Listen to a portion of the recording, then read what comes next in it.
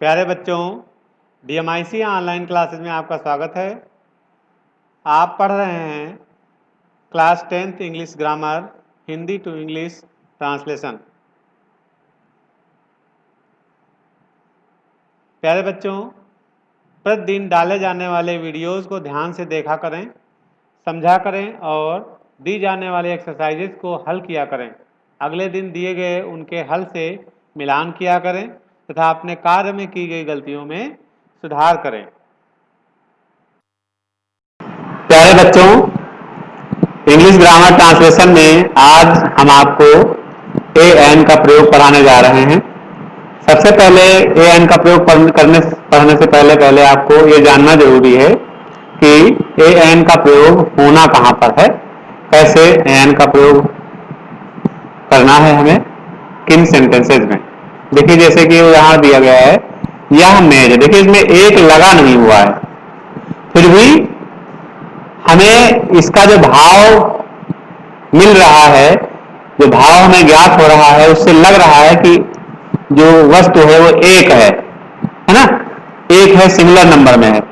इसीलिए जहां पर किसी सेंटेंस में अगर कोई वस्तु एक वचन में हो, ऐसा भाव हमें लग रहा हो कि एक वचन में है, तो वहां पर हम एन का प्रयोग करते हैं।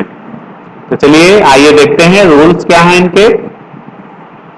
देखिए, सिंगुलर काउंटेबल कॉमन नाउन्स से पहले एन का प्रयोग किया जाता है।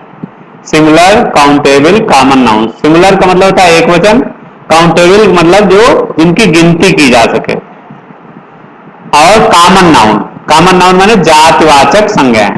जातवाचक जो संज्ञाएं होती हैं उनके पहले, और वो काउंटेबल हो, काउंटेबल जातवाचक संज्ञाओं से पहले हम एन का प्रयोग करते हैं। अनकाउंटेबल अगर हैं तो फिर हम उनके पहले एन का प्रयोग नहीं कर सकते हैं। बहुवचन में है, अनकाउंटेबल है यानी गणना जिनकी न की जा सके, गिनती न की जा सके, और जो है वजन वाली वस्तुएं होती हैं या धारिता नापने वाली वस्तुएं होती हैं, नापने तौलने वाली वस्तुएं, तो उन नाउन्स के पहले हम एन का प्रयोग नहीं करते हैं। हमेशा ध्यान में रखना है। सिर्फ कहां कहां पे करना है, जहां पर एक वचन में हो संज्ञा, है ना, और कॉमन नाउन में हो, और काउंटेबल हो यानी गिनती उसकी की जा सके, और एक हो यानी सिंगुलर में हो। ठीक है। इसके अलावा जो उसका नियम है वो है कि sound of noun start from any vowel, है ना। तो ऐसा नाउन, ऐसी संज्ञाएं जिनकी जो है साउंड यानी ध्वनि, या कह सकते हैं उच्चारण, जिनका उच्चारण किसी वॉवेल से शुरू हो, स्टार्ट फ्रॉम एनी वॉवेल, किसी वॉवेल से शुरू हो, वॉवेल मतलब स्वर से शुरू हो, तो उनके पहले हम एन का प्रयोग करते हैं, और बाकी सभी के लिए हम ए का प्रयोग करते हैं। ये चीजें आपको ध्यान में रखने की बात है। ठीक है, कि ऐसे नाउन्स, ऐसी संज्ञाएं, एक वचन की संज्ञा, ऐसी एक वचन की संज्ञाएं जिनके उच्चारण या कह सकते हो जिनकी ध्वनि किसी स्वर से शुरू हो। स्वर का मतलब होता है, जैसे हिंदी में होता है आपका छोटा, बड़ा, छोटी, बड़ी, छोटाऊ, बड़ाऊ, ए, आए, ओ, आओ, यहां तक। यहां तक शुरुआत में अगर आता है तो हम उच्चारण में, तो हम उनके पहले एन का प्रयोग करेंगे, बाकी सभी के साथ में ए का प्रयोग करेंगे। ठीक है, तो आइए उदाहरण के द्वारा हम इसे समझते हैं। देखिए, पहला उदाहरण है आपका, यह मेज है। यह मेज है। देखिए यहां पर इसे लग रहा है कि मेज जो है क्या है, एक है ना, तो इसलिए लिखेंगे यहां पर या फिर जो दिस होती है, दिस इज ए टेबल। देखिए यहां पर ए लगाया जाएगा, दिस इज अ टेबल, यह एक मेज है। दूसरा सेंटेंस है, यह एक अंडा है। देखिए यहां पर इसमें भी लग रहा है कि एक है ना, तो लिखेंगे दिस इज, और अंडा, अंडा की होती है एग, और एग को अगर हम हिंदी में देखें तो ए से शुरू हो रहा है, एग, ए, तो ए एक स्वर है और इसलिए इससे पहले हम एन का प्रयोग करेंगे, an egg, this is an egg, इस तरह से एन का प्रयोग करेंगे। अगला सेंटेंस है उदाहरण, यह उल्लू है, यह उल्लू है। तो उल्लू या उल्लू है, इसमें हमें लग रहा है कि उल्लू एक है ना, एक वचन में है, इसलिए इसमें भी हम ए एन का प्रयोग करेंगे। तो लिखेंगे दिस इज, और उल्लू की आउल होती है और आउल आ से शुरू हो रहा है, आउल आ रहा है शुरुआत में, तो इसलिए आ स्वर है, इसलिए इससे पहले एन लगाएंगे, एन आउल।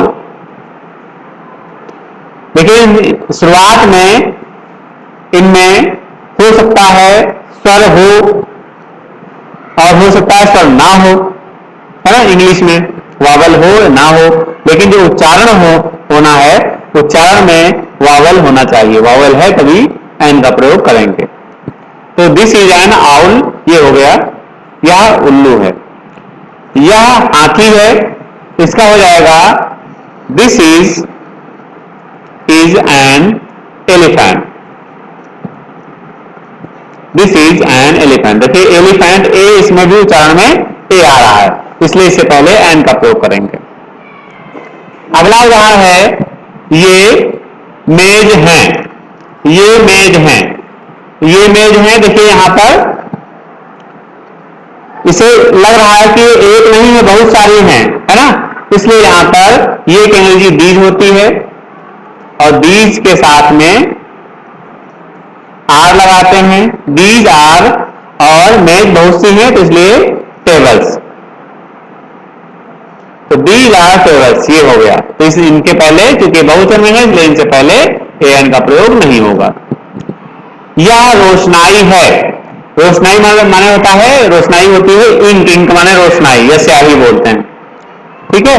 तो यह रोशनाई है, तो लिखेंगे दिस इज, और क्योंकि ये काउंटेबल नहीं है इसलिए एन का प्रयोग इसमें नहीं करेंगे। दिस इज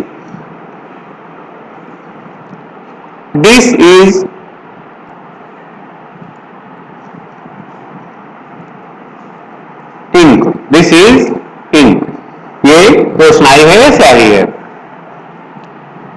अगला उदाहरण है, थैले में गेहूं है, थैले में गेहूं, देखो इसमें भी लग रहा है कि ये बहुवचन में है ना, थैले में गेहूं है, तो बहुवचन में है, या फिर कह सकते हो कि वजन वाला है, तो इसलिए इससे पहले भी एन का प्रयोग नहीं करेंगे।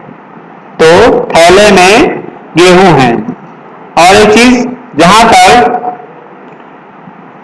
किसी चीज का होना पाया जाता है, कोई चीज बताई जाती है, तो वहां पर देयर का प्रयोग करते हैं, ये आप लोग इससे पहले पढ़ चुके हैं। तो यहां पे लगाएंगे देयर आर,